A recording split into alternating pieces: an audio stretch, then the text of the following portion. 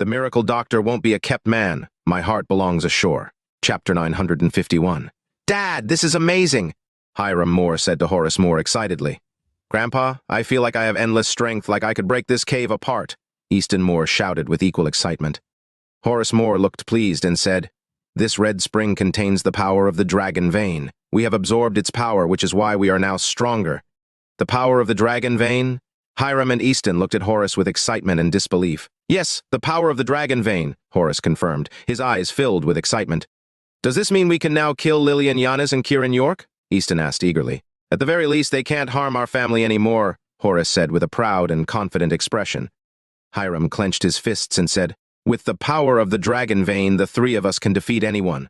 Horace didn't say anything further, but his eyes were full of excitement. Let's go out and kill Kiran now. I can't wait any longer, Easton said, remembering the humiliation of being slapped. He also wanted to capture Lilian Yanes and fulfill his desires. Foolish child, what's the rush? Horace scolded. Easton quickly shut his mouth, not daring to speak further. We need to find a place to digest this power slowly.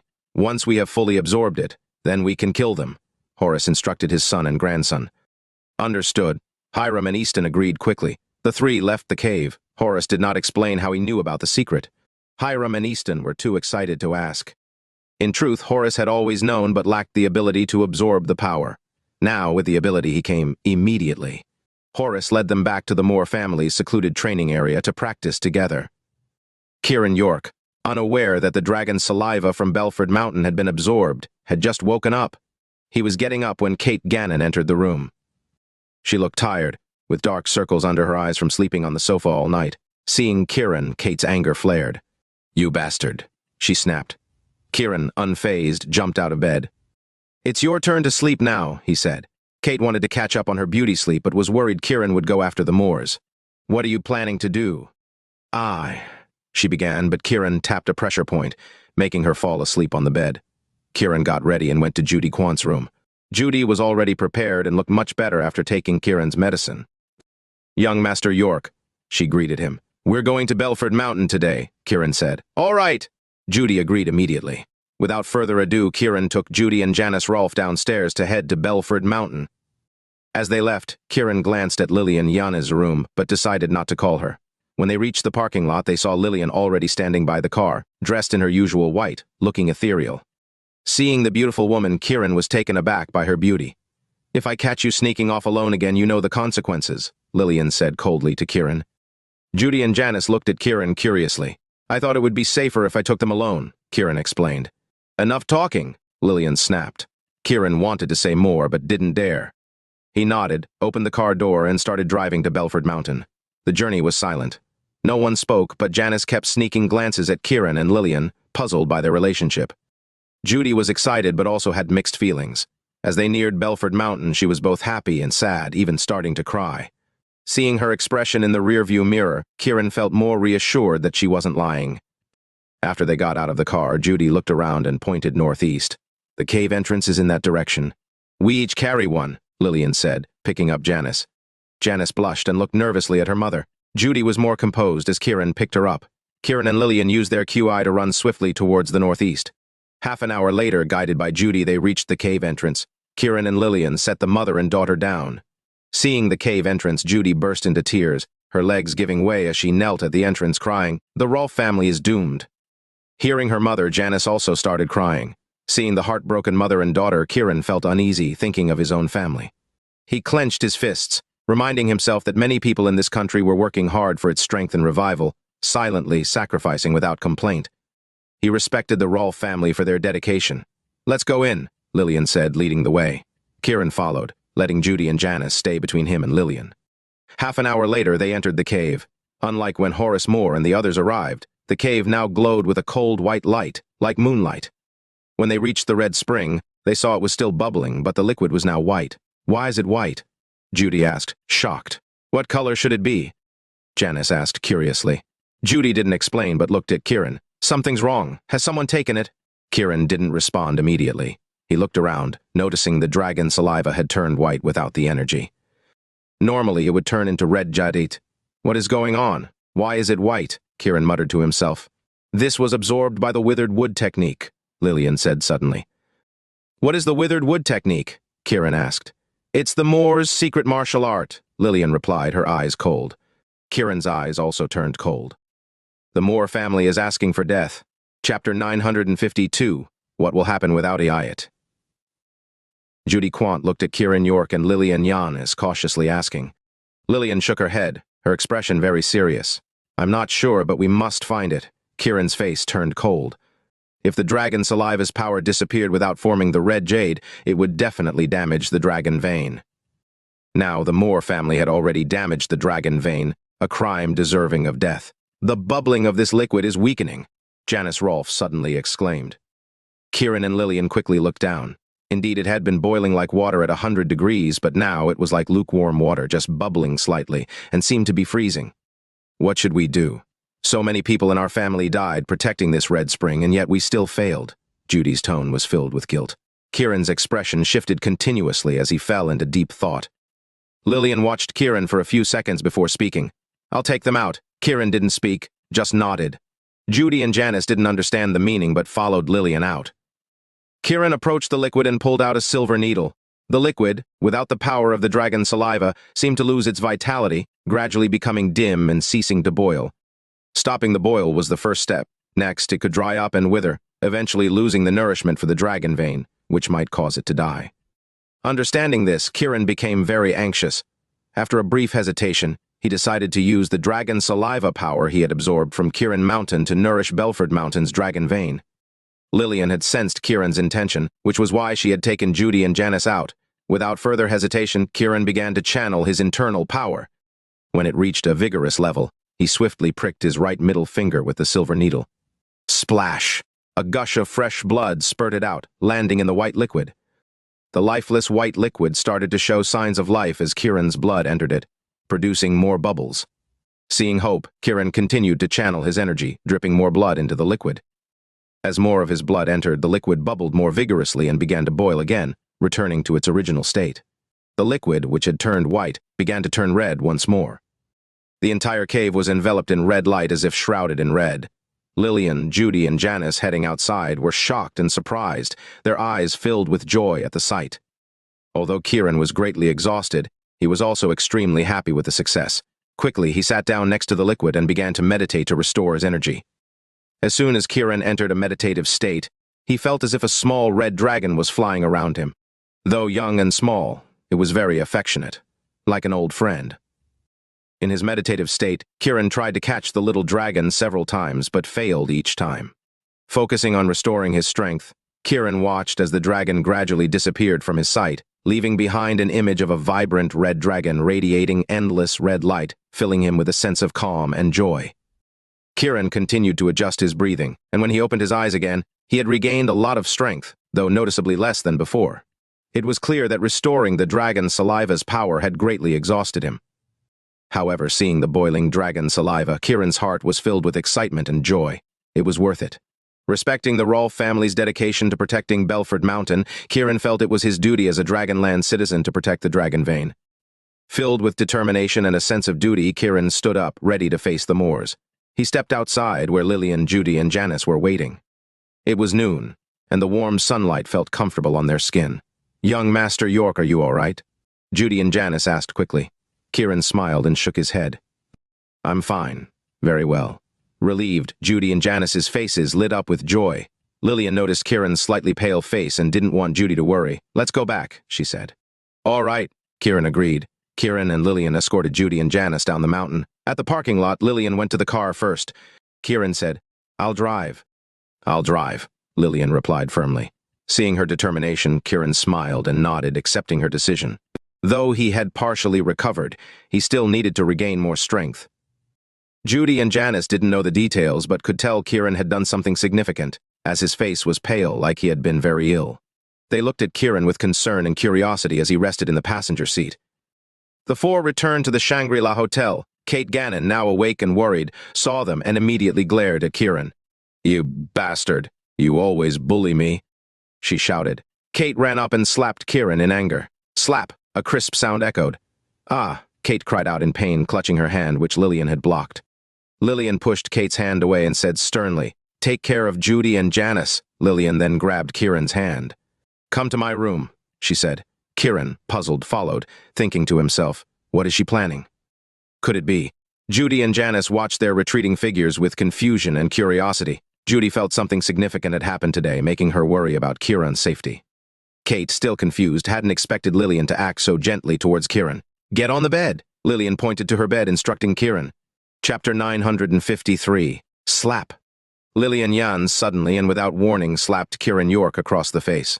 "Stop filling your head with garbage. What are you daydreaming about?" "Ah." Kiran cried out in pain, looking at Lilian with fear and shock in his eyes. Lilian's expression turned icy as she glared at him. "Stop your foolish thoughts and sit cross-legged." All right. Kiran hurriedly complied, his eyes filled with fear. However, deep inside, he felt a sense of happiness, feeling protected by Lilian. He wondered if having Lilian as his wife would be a new and exciting experience. Just as Kiran was getting lost in his thoughts, he felt Lilian's sharp gaze on him, like a blade. He quickly snapped back to reality. Lilian was equally frustrated and confused. Kiran's wandering thoughts were affecting her concentration. After calming her emotions, Lilian said to Kiran, "Now sit cross-legged and adjust your breath. I will use the joyful odyssey to help you recover faster." Kiran nodded quickly. "Yes, Sister Lilian." Lilian walked over to her harp without another word. Kiran collected himself and sat cross-legged. Lilian began playing the joyful odyssey. Kiran felt his breath and spirit being harmonized by the music, his entire demeanor changing, becoming full of energy and strength. The rhythm of the joyful odyssey was steady and calming, like a gentle stream. The energy within Kiran slowly surged and gathered, like water filling a deep pool. As this energy accumulated, Kiran felt it becoming stronger within him. He began to coordinate his energy flow with the harp's melody. The power of the Dragon Saliva from Kiran Mountain, which he had absorbed with Yvonne Quinn, had not been fully refined. Now, as he focused, he realized how strong this power was, feeling as if his veins were thickening.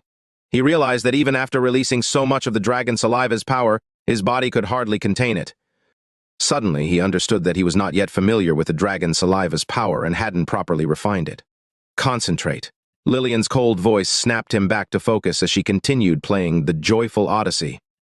Every change in the joyful odyssey brought a different sensation to Kiran's Dragon Saliva power. When Lilian reached the 5th level of the joyful odyssey, Kiran suddenly felt as if his body was about to explode, unable to contain the power within him. Lilian abruptly stopped playing, pressing her hands on the harp, then floated lightly to Kiran and kissed him gently on the lips.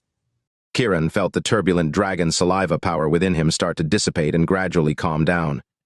His breath steadied, and he felt much more comfortable. His hands unconsciously wrapped around Lilian's waist, embracing her tightly, like lovers who didn't want to part. Lilian blushed but didn't push Kiran away, instead immersing herself in his kiss, feeling his care and affection.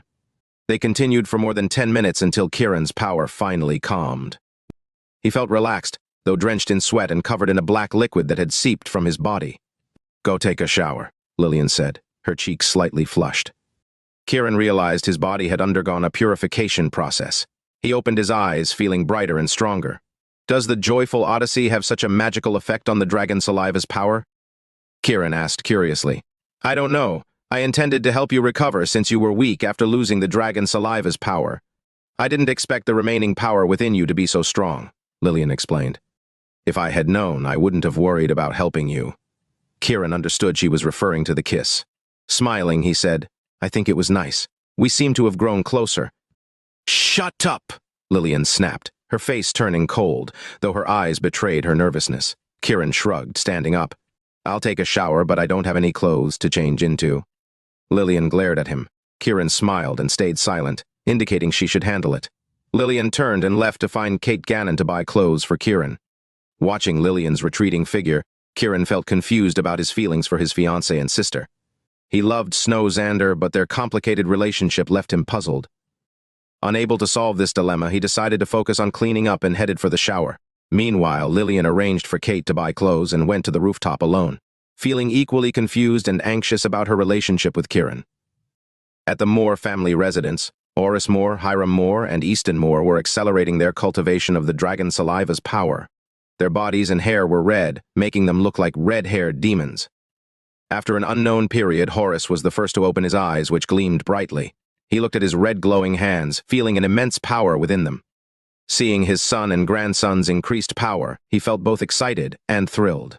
The Dragon Saliva's power was incredible, filling Horace with anticipation and eagerness to kill Kiran. Both Kiran and the Moors were increasing their power, each preparing to eliminate the other. Chapter 954. After Kiran York finished his shower, he saw that clothes had been laid out on the bed. He smiled faintly, feeling grateful for Lilian Yanes' thoughtfulness. Seeing the white suit, he felt a surge of happiness. He picked up the clothes and began to dress. At that moment, Kate Gannon was in her room, watching her phone screen, which showed Kiran changing clothes as if he was performing for her. She had just bought the clothes for Kiran and had placed a miniature camera on them. Watching Kiran's strong, sexy body made her heart flutter with various complex emotions. Seeing his abs, she blushed and her heart raced. "It's not my fault for peeking. It's because that bastard Kiran always bullies me," Kate kept reminding herself. She even recorded it, hoping to use the footage as leverage against Kiran in the future to prevent him from bullying her. Kiran, unaware that Kate was monitoring him, put on the clothes, feeling very comfortable. He assumed Lilian had bought them and felt even more pleased with her. At that moment, Lilian sensed that Kiran had finished changing and came downstairs. Lilian entered and immediately noticed something off about Kiran's suit buttons.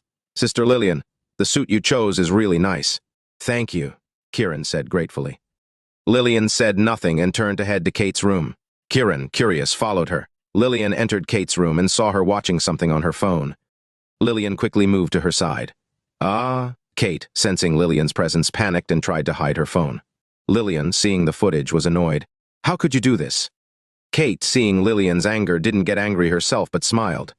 "Kiran always bullies me. Now I have evidence to use against him." Before she could finish, Kiran appeared. In a panic, Kate stuffed the phone into her chest, blushing deeply, thinking, "Let's see if he dares to take it now." Lilian sighed and looked at Kiran. "There's a camera in the button on the left pocket of your suit," she said, glancing at Kate. Kate quickly looked away, pretending to be oblivious. Kiran's face darkened. "Kate, did you do this?" "What did I do?" Kate retorted, refusing to admit it. "Are you still denying it?" Kiran fumed, stepping forward to grab Kate. "Assault!" Kate screamed, covering her chest with her hands and looking at Kiran with both anger and fear. "Delete it now, or I'll smash your phone," Kiran demanded loudly. "Too late. I've already uploaded it online. If you keep bullying me, I'll release the video and make you famous," Kate threatened confidently. "You," Kiran was furious. "I've already done it. What can you do?" Kate taunted, remaining calm. "Don't think I won't deal with you," Kiran warned. "Would you dare to sleep with me? Go ahead." Kate sneered, looking nonchalant. Kiran was angry but realized he had no real leverage since she had already uploaded the footage. Kate felt more confident. "As long as you don't bully me again, I won't release it." "Fine. I won't bully you anymore," Kiran agreed, grabbing Kate. "Now take me to the Moors. I'm going to kill them." "I'm not going," Kate yelled, struggling and looking to Lilian for help. Lilian, recalling the Moors' use of the withered wood technique to absorb the Dragon Saliva's power, didn't stop Kiran. Instead, she said, "I want to go to the Moors too." "You too." Kate looked at them in shock and fear. "Hurry up and stop wasting time," Kiran urged Kate coldly. "I'm not going. If you force me, I'll release the video," Kate threatened again, suddenly stopping mid-sentence and looking at Kiran. "What are you doing?" "I'm going to strip you and record it. Let's see if that gets more attention online," Kiran said with a sly smile. "Ah," Kate screamed, covering herself and backing away like a frightened kitten. "Kiran, you can't. Why can't I? If you can do it, why can't you?" Kiran sneered. Kate looked at Lilian for help, but Lilian closed her eyes, pretending not to hear. Kate knew she had pushed Kiran too far. She reluctantly said, "Fine." Kiran looked at Kate. "This time, I'm only targeting the Moors, not Tigergate. You handle it." Kate's face changed as she watched Kiran. "If anyone from Tigergate helps the Moors, I won't hesitate to deal with them," Kiran said, walking towards the door. "I'll be waiting in the car." Kate's expression was complicated. She bit her lip and followed. The three of them drove to the Moors. Kate still didn't understand why Kiran only wanted to deal with the Moors. Did Hiram and Easton Moor really make him that angry? "Stop wondering. I'm giving you, as the inspector, a chance to make a contribution," Kiran said. "What do you mean?" Kate asked. "The Moors colluded with a Romance nation, which is punishable by death. Now they've damaged Belleford Mountain, which makes it worse," Lilian suddenly said. "They damaged Belleford Mountain?" Kate asked. "The Moors have strayed from the original path of the Imperial Dragon. They must be eliminated," Lilian explained. Kate fell silent, contemplating separating Tigergate from the Moors. Meanwhile, Hiram Moor opened his eyes, seeing that his father Horace had finished cultivating. Feeling the powerful aura around him, Hiram happily said, "Dad, I feel like I can kill Kiran York now." Horace, however, smiled and shook his head. "Why not?" Hiram asked, confused. "We don't need to kill Kiran ourselves," Horace said. "Then who?" Hiram asked eagerly. "Tigergate," Horace replied with a knowing smile. "Are you suggesting a fight between two tigers?" Hiram asked. Chapter 955. Horace Moor shook his head coldly. "It's not about two tigers fighting. It's about letting them tear each other apart so we can reap the benefits." "Reap the benefits?" Hiram Moor's face lit up with surprise and delight. "Kiran York has already killed members of Wolfgate, Panthergate, and Liongate in the Imperial Dragon. He has humiliated Imperial Dragon to the extreme. Kiran is now the public enemy of Imperial Dragon. We will push Kiran towards Imperial Dragon." Horace didn't finish his sentence, but his eyes were filled with fervor and anticipation. Hiram was still a bit confused, looking at his father, Horace. "If Imperial Dragon and Kiran fight to the point of mutual destruction, then I will step in to clean up the mess. Perhaps I could directly become the leader of the Imperial Dragon." "Wouldn't that be? Ha." Horace didn't finish his thought, but he started to laugh joyfully, clearly elated. Hiram also understood and excitedly clenched his fists, eyes full of hope. "I will handle this. You and Easton stay here and continue your cultivation. No one will find you," Horace instructed. "Understood," Hiram answered excitedly, already imagining Kiran's death. Horace nodded slightly, then swiftly left the Moor's residence, heading towards Tigergate. As soon as Horace left, Kiran arrived. Kiran, along with Lilian and Kate, found the Moor's residence eerily quiet, with no one in sight. They searched around but couldn't find anyone. They didn't know that when Horace and the others returned for secluded training, Horace had already sent the rest of the family elsewhere. The Moor's residence was now a deserted fortress. The three were in a secret chamber, training, with no one aware of their presence. Kiran looked at Lilian.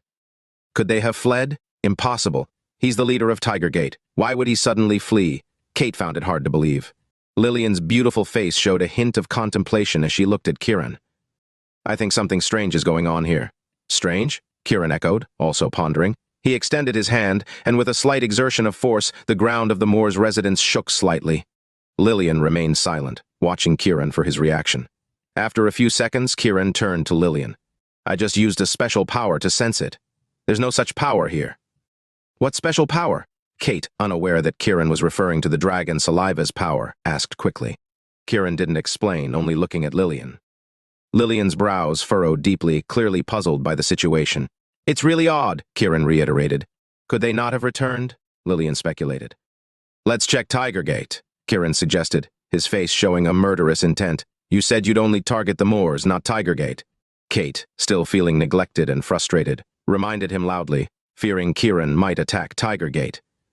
"All right," Lilian agreed. Kate, anxious, looked at Lilian with eyes full of panic and pleading, hoping to prevent harm to Tigergate. "If Tigergate has been led astray by the Moors, you protecting Tigergate is only harming Imperial Dragon," Kiran snapped at Kate, reminding her sternly. Kate's face flushed with anger as she glared at Kiran, expressing her dissatisfaction. "Let's go," Lilian said, leaving the Moor's residence. The three headed towards Tigergate. As Kiran drove, he couldn't help but wonder why the Moors didn't have the Dragon Saliva's power. At Tigergate, Horace's return shocked the members, who showed him great respect. All the elders and vice leaders gathered in the hall, waiting for Horace's instructions. Horace sat at the head, his gaze sweeping across everyone's faces. After a moment of thought, he looked at a tall, burly man and asked, "Has Tigergate faced any recent issues?" The man, named Carl Hilland, the vice leader of Tigergate, stepped forward quickly. "Master Horace, everything within Tigergate is in perfect order. There are no issues." Horace nodded slightly. "What about external matters?" Carl Hilland's mouth twitched as if he wanted to speak but hesitated. Horace's brows furrowed. "Speak your mind. Don't beat around the bush." Encouraged, Carl looked directly at Horace. "Master Horace, you are the leader of Tigergate, right?" "Yes," Horace responded firmly. "However, being the leader doesn't mean that your family leads Tigergate, right?" Carl questioned, looking at Horace. Horace's expression darkened, and the room's atmosphere grew tense, filled with a sense of impending conflict. Everyone knew Carl was expressing dissatisfaction with Hiram Moor's actions. Lately, Hiram had been acting as if he were Horace's representative, which had annoyed many. Though many were too afraid to speak out, Carl openly questioned Horace. Horace's face was as dark as a stormy sea. "Speak plainly. Master Horace, I feel that Tigergate has become a tool for your family. Hiram Moor overstepped his bounds by giving orders. Isn't that crossing the line? Carl boldly stated. Crossing the line? Horace sneered, his icy aura lowering the room's temperature. Carl didn't flinch, maintaining eye contact with Horace. Master Horace, I believe Hiram Moor crossed the line. I hope this doesn't happen again, or else. Or else what? Horace interrupted angrily. Carl, now equally furious, said, I will report to Imperial Dragon Headquarters. 53. Slap. Horace struck the marble coffee table in front of him. Crash. The table shattered into countless pieces, then crumbled to powder. Gasp. Everyone was shocked by Horace's display of power. Breaking the table was one thing, but turning it into powder was incredible. Carl, however, showed no fear, continuing to speak. Master Horace, will you silence me with force? I don't mind, Horace said, raising his hand and lightly slapping Carl, whose expression changed drastically. Chapter 956. Carl Hilland felt as if a powerful force was crushing his chest, making it difficult to breathe, as if he were about to suffocate. He wanted to raise his hand to resist, but before he could, his body flew backward like a kite with its string cut. In midair, he opened his mouth and spat out 2 mouthfuls of blood. The entire hall was filled with a strong smell of blood. Everyone was silent as cicadas in winter, not daring to speak. Thud! Carl hit the ground heavily, spitting out more blood, his body convulsing violently. He tried to hold his chest and sit up, but failed. Finally, his head slumped, and he died. The rest of Tigergate's members were too terrified to speak. Carl was the second most skilled fighter in Tigergate, second only to Horace Moor. Although they had their disagreements, Horace couldn't do anything about it because Carl's martial skills were too high, and a fight between them could result in mutual destruction. Thus, they maintained a superficial peace. But today, Horace suddenly struck, killing Carl with one move. The second best fighter in Tigergate was killed with one move, while Horace was sitting in his chair and merely lifting his hand to deliver the fatal blow. This display of power was truly terrifying. Smashing the coffee table into powder had already been enough to intimidate everyone. Now, killing Carl with one strike made everyone feel like they were facing death itself, causing them to lower their heads in fear. Does anyone else want to report me to Imperial Dragon? Horace asked coldly, looking around. The room was silent. No one dared to speak. Elder Carr, do you want to go? Horace directed his question to Elder Carr. Hamish Carr was just as tall and burly as Carl, and among the top 3 fighters in Tigergate, though slightly weaker. Being publicly questioned was humiliating, but fearing his inadequate martial strength, Hamish could only shake his head.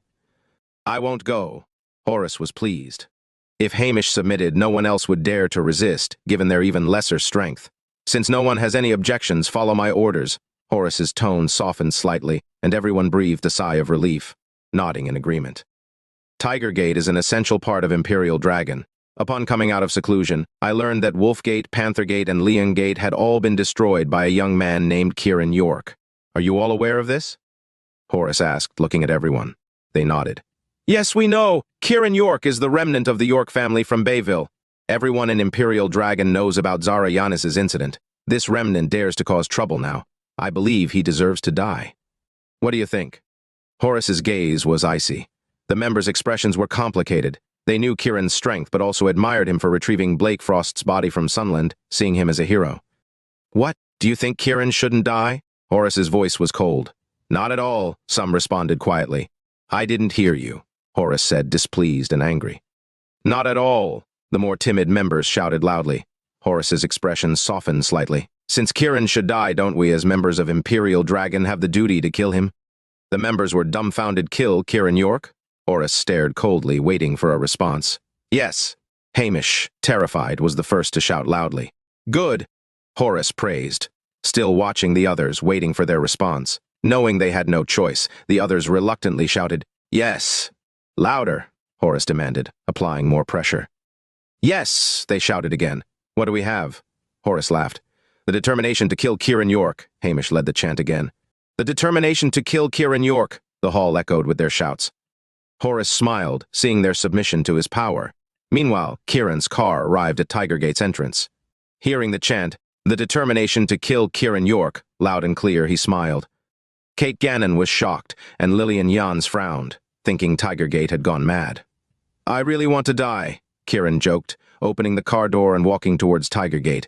Kate's heart raced. Tigergate was doomed. Who are you?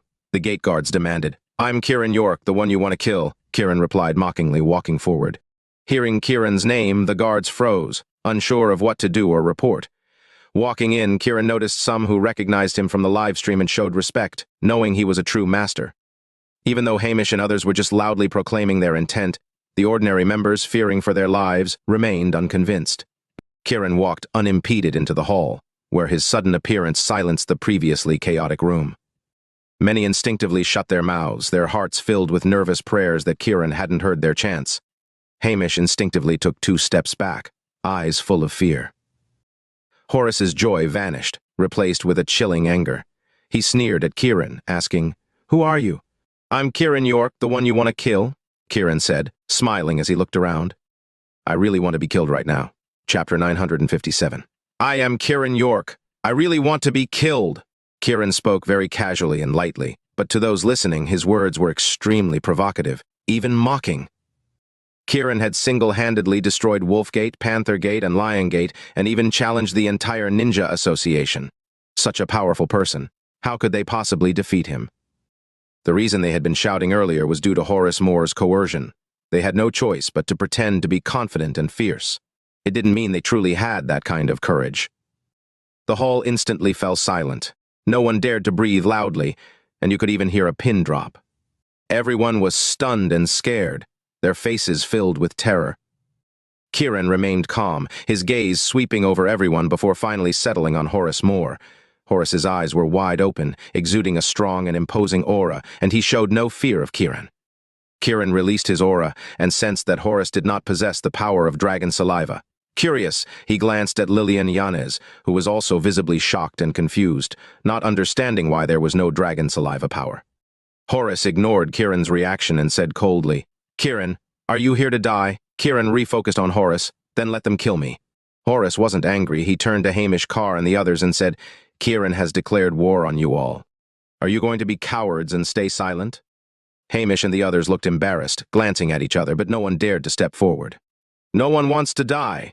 Facing a known stronger opponent is foolishness." "Horace Moor, are you trying to send them to their deaths?" Kate Gannon stepped forward, angrily scolding Horace. Horace looked at Kate coldly. "Kate, are you going to interfere in this matter?" Kate was taken aback by Horace's direct address and felt uncomfortable. Ignoring her discomfort, Horace continued, "As an overseer of Imperial Dragon, you're with Kiran. Our enemy, you're a disgrace, Kate. I'm embarrassed for you." "What did you say?" Kate was furious and her face turned red. "You're an embarrassment," Horace mercilessly mocked. "You."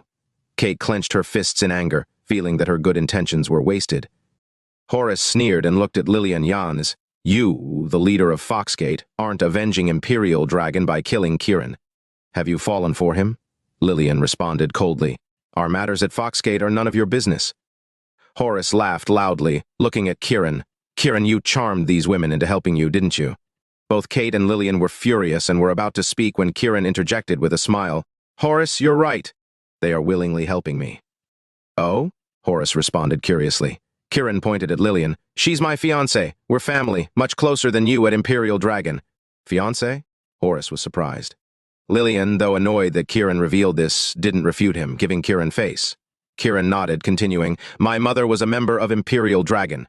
When your people destroyed my family, you didn't spare her either. Imperial Dragon is no better than beasts. Why should Lilian fight for you?" Horace's eyes turned cold and sharp, feigning anger. "You insult Imperial Dragon." Kiran shook his head. "I'm not insulting Imperial Dragon, I'm stating facts. Opposing me won't end well for you." "Is this a warning to me or to them?" Horace asked, slyly pointing at Hamish and the others. Hamish and the others were visibly uncomfortable but didn't dare to argue, fearing Kiran might kill them in anger. Kiran laughed. "I'm not warning anyone. Kate is here to protect you all." Kate rolled her eyes in frustration at Kiran's bluntness. Hamish and the others were stunned. Horace laughed, looking at Hamish and the others. "Did you hear that? Kiran called us useless. Don't you want to prove him wrong?" Instead of responding, Hamish and the others retreated, staying silent. The earlier bravado in the hall was gone. Kiran glanced at Carl Hillen's body, then looked at Horace. "Did you force these people to support you to kill me?" Hamish and the others looked at Kiran with complex expressions, silently pleading. Horace's face turned red with embarrassment. He sneered. "As the leader of Tigergate, my orders must be obeyed." "Then let them kill me," Kiran said, standing with his hands behind his back, looking at Hamish and the others. Horace's gaze turned cold as he looked at Hamish and the others. Kill Kiran or die yourselves. Hamish instinctively retreated, preparing to defend himself. Damn it! Horace cursed, raising his hand and striking Hamish. Hamish reacted quickly, but his body was still thrown into the air, vomiting blood, and died upon landing. Kate was stunned by Horace's strength. Kiran's eyes turned cold. So you did absorb Dragon Saliva's power. He had been testing and now knew the result. Stepping forward, he clenched his fists, ready to fight, still curious why he couldn't sense the Dragon Saliva's power. Chapter 958. Horace Moor looked at Kiran York with disdain and said, I've been cultivating my entire life. Do you really think you're stronger than me? Still not admitting it? Kiran retorted coldly. Admit what? Horace sneered, turning to the other Tigergate members. A bunch of useless trash. Everyone bowed their heads in silence, afraid to speak. Horace then directed his gaze at Lilian Yanes and Kate Gannon. You two are even worse than trash, betraying Imperial Dragon. Lilian remained indifferent to the insult, as if she hadn't heard it. Kate, however, shouted angrily. Horace, what did you say? I said you're traitors, worse than cowards of Imperial Dragon, Horace declared coldly. You. Kate trembled with rage, her face turning pale. The real traitor is you, Lilian said coldly, looking at Horace. Me? A traitor? Horace scoffed with disdain. You betrayed Imperial Dragon by colluding with Elton and Els from the Romance Nation. You're the real traitor, Lilian accused sharply. I was acting to help Imperial Dragon acquire Belleford Mountain, Horace defended. A cover-up is just a lie, a deceit, Kiran interjected, stepping forward. There's no need for explanations. Indeed, there's no need. Horace adjusted his emotions. I don't need to explain anything to people like you. With those words, Horace suddenly grabbed a Tigergate member without warning. The person tried to dodge but couldn't escape. With a loud crash, he was caught by Horace, who held him tightly. Terrified, the man pleaded, Boss Horace, Go, Horace interrupted, exerting force. The man was thrown like a cannonball towards Kiran and the others. You dare use Tigergate members as weapons? Kate shouted angrily. Bang! The man's body exploded in mid-air, scattering into countless fragments that flew towards Kiran and the others. The remaining Tigergate members screamed in terror, many trying to flee in panic. Boom! Kiran suddenly punched the air, creating a shockwave that turned the flying fragments into powder, which then rebounded towards Horace. Horace remained unfazed, his body generating a powerful force that caused his clothes to rustle loudly. Crash! The sound of breaking filled the air as countless fragments fell to the ground. Kiran and Horace stood still, neither moving. The ground was littered with the shattered remains of the Tigergate member, turning the hall into a scene of carnage. Kiran gazed into Horace's eyes, noticing a red glint filled with brutality and violence. It made Kiran slightly uneasy. Something was off, almost incomprehensible. Horace took a deep breath and looked at Kiran coldly. Not bad. Come again. The Tigergate members behind them, hearing this, recalled their comrade's gruesome death and some fainted from fear. To them, Horace now seemed like a monstrous killer devoid of humanity. Lilian frowned deeply, her face dark as she stared at Horace. You've gone mad. Horace laughed arrogantly. If not a Buddha, then a demon. He looked sharply at Lilian and Kiran. I, Horace Moor, will kill you and avenge Imperial Dragon. Crack! He clenched his fists, making a crisp sound, his body emanating a chilling aura. Kiran observed Horace, noticing the redness in his eyes becoming more intense, with a murderous intent leaking from his body like a gushing spring. Kiran suddenly thought of the soil of Belleford Mountain swallowing corpses. Could it be that those absorbed bodies had merged into the red spring, becoming its power? The more he thought about it, the more excited Kiran became. If this were true, the power Horace absorbed was evil and could potentially purify Belleford Mountain. Kiran grew more exhilarated. Horace, come on! I'll take you on! With that, Kiran leaped forward, throwing a powerful punch at Horace. Kiran, you're overestimating yourself, Horace shouted, raising his hand as a force enveloped Kiran. Boom! The hall resounded with a thunderous noise as their fists collided, sending nearby furniture flying. Everyone except Lilian and Kate was blown away by the force. Kate was saved from harm by Lilian's protection. Horace glanced at Kiran, smirking. Not bad, very impressive. I didn't expect you to be so strong. He then looked at Lilian. Do you want to join forces to fight me? No need, Kiran answered for Lilian.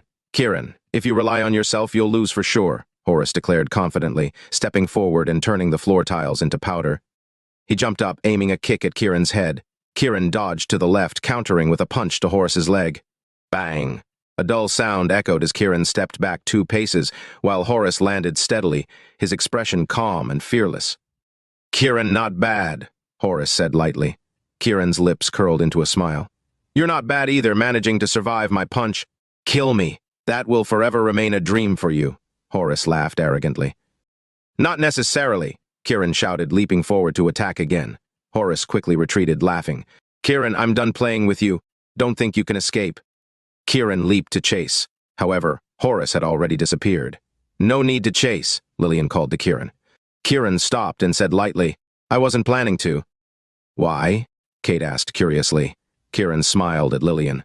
Lilian gazed into the distance. "Horace Moor will likely become a disgrace to Imperial Dragon." Chapter 959. "What do you mean?" Kate Gannon asked urgently, looking at the two of them with worry. "Have the Tigergate members leave Belleford quickly," Kiran York said to Kate. "Why should we?" Kate was angry that her question was ignored and shouted at Kiran. "Follow Kiran's instructions," Lilian Yanes ordered Kate. Kate was stunned, looking at Lilian in disbelief. "Why are you saying this too? Belleford is an important base for Imperial Dragon, and Belleford Mountain is crucial. You want the Tigergate members to withdraw? If you don't want them to end up like those dead men, do as you please," Kiran said, turning to leave. Kate looked at the dead bodies of Carl Hilland and Hamish Carr, shuddering at the thought of Horace Moor having gone mad, feeling an inexplicable fear. "Do it. It's critical," Lilian said before leaving without further explanation. Kate was filled with confusion and complex emotions. She hesitated for a moment before going to make the arrangements. Kiran and Lilian sat in the car. "If Horace Moor absorbs the evil power from within Belleford Mountain, won't he become addicted and harm innocent people?" Lilian asked Kiran. Kiran shook his head. "That's not the main concern. I'm worried that Hiram Moor and Easton Moor might also be affected. If all three of them gain the power of the Dragon Saliva, it will be a disaster." "Why is the power of the Dragon Saliva so evil?" Lilian muttered. Kiran replied. "When a child is young, they don't distinguish between good and evil. What they are given is what they become. The Dragon's Saliva hasn't become pure, and that's the reason." Lilian did not argue, but her eyes grew sharp and cold. "We need to find Easton Moor and Hiram Moor and kill them first." Kiran nodded and drove to the Moor residence. At the Moor residence, Horace returned from Tigergate. Dad, Grandpa, Hiram and Easton greeted him excitedly. They had just finished their cultivation, reaching new levels in their martial arts, and were elated. Seeing their progress, Horace was pleased and said with a smile, "Very good. Did you have a conflict with Kiran York?" Hiram asked eagerly. "Those useless fools." Horace, clearly furious, recounted the events. Hiram and Easton were both disappointed and angry, clenching their fists. "When the three of us join forces, we'll kill Kiran and Lilian." Horace smiled faintly. "There's no rush. I discovered that I can absorb their power and become stronger. So now we need to focus on our cultivation and enhance our abilities." "Got it." Hiram and Easton eagerly nodded, excited about the prospect of absorbing others' powers. "We need to leave the Moor residence and find a safe place to cultivate," Horace said. Hiram and Easton agreed and left with him. However, as Horace left, he pressed a hidden button in the basement, a sly smile crossing his face. Shortly after they left, Kiran and Lilian arrived. They released their senses, trying to follow Horace's trail, but found nothing. "Horace must have taken them away," Kiran said to Lilian. Lilian looked at the Moor residence with a serious expression, deep in thought. Kiran didn't disturb her and walked around the house, eventually finding an open door leading to the basement. "There's a basement here," Kiran called out. Lilian quickly came over, glancing in the direction of the basement. "They must have been hiding here." "Let's check it out," Kiran said, stepping inside.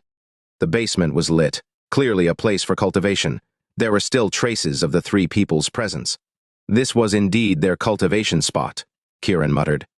Lilian's brow remained furrowed.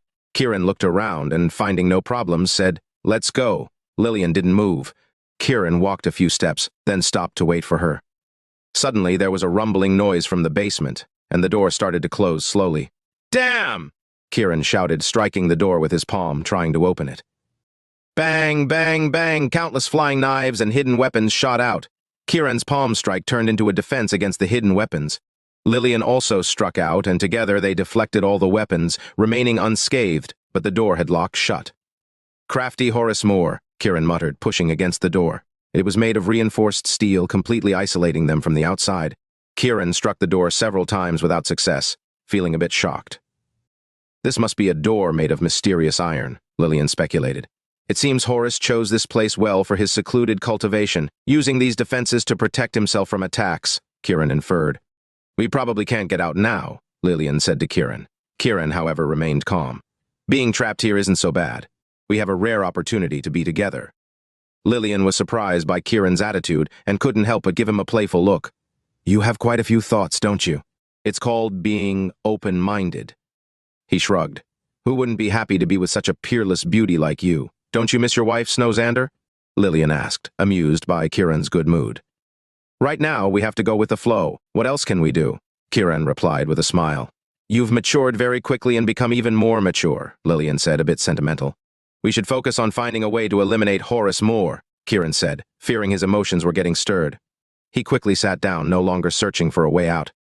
Praising your good attitude makes you even more relaxed? Lilian asked with interest. We're racing against time, Kiran returned to seriousness. Time is truly life. Chapter 960. Lilian Yanes was pleasantly surprised and nodded to Kiran York, saying, Your progress continues to astonish me. She sat down across from Kiran, a rare moment of facing each other so closely. Both felt a mix of emotions, predominantly nervousness and unease. Lilian, in particular, felt as if Kiran's eyes were glowing. Cough, cough. Lilian pretended to cough and asked, What do you mean by racing against time? Kiran, who had been inwardly admiring Lilian, not just for her beauty but for her composure, knew he had to remain calm as a man to help Lilian stay calm, too. He hadn't expected her to adjust so quickly and already regain her composure. After a moment of thought, Kiran said, We can be certain that the power Horace Moor has absorbed from the Dragon Saliva is evil, causing him to go mad and become murderous. Lilian nodded, Yes. If I'm not mistaken, Horace, Hiram, and Easton have all absorbed this power. They're currently busy digesting it, and Horace isn't yet capable of killing us. That's why he fled today. Lilian nodded again without refuting. Kiran continued, Trapping us here serves two purposes. Buying time for his own cultivation and hoping we'll be weakened while trapped, making it easier for them to absorb our power. Lilian was slightly shocked and asked, You realized he could absorb people's power? Kiran smiled wryly. Of course. The man he grabbed had his power drained in an instant. Horace used a dead man to attack us to cover it up. Lilian looked satisfied and said, Good. Your progress continues to please me. I thought you hadn't noticed. Kiran touched his nose, feeling a bit helpless. How do you think we should cultivate? Lilian asked, her face tinged with a blush, appearing slightly embarrassed. Previously using the joyful Odyssey, we gained power from the Dragon Saliva, but we still lack synchronization in our minds. We can use this opportunity to cultivate that. This way we might stand a chance against the three Moors. Lilian's face reddened at the mention of synchronization, feeling a bit embarrassed. The connection from a love spell is like a bridge, requiring special attention. True synchronization, however, is natural and unspoken. Kiran didn't press the matter but waited for Lilian to decide. After about a minute, Lilian looked at Kiran. Let's try. Kiran nodded and extended his hand. Lilian hesitated before placing her delicate hand in Kiran's. Their hands began to feel a faint warmth, which grew stronger, becoming like a burning flame, increasingly intense. The force between their hands drew them together like magnets. The power between them intensified, feeling like an electric current entering their bodies.